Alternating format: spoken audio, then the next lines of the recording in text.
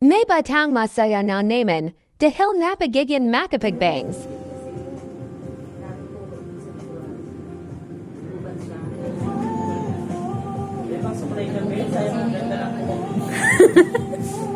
Sorry na, galing kasi kami sa biyahe.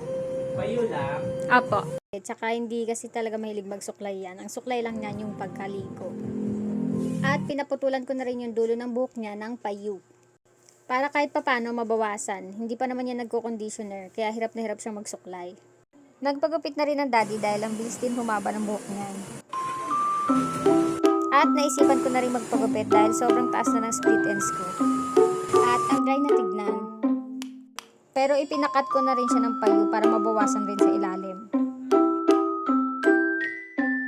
Tinatanong ako nung nagugupit dyan kung saan daw ako last na nagpagupit kasi hindi daw pantay yung dulo ng buhok ko. Dito ko lang napansin sa video, o nga, hindi nga pantay.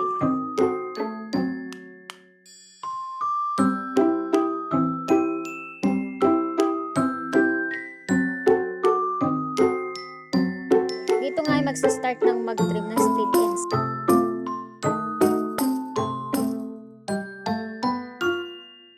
Ang galing talaga ng nagugupit na yan. Yun lang, share ko lang. Bye!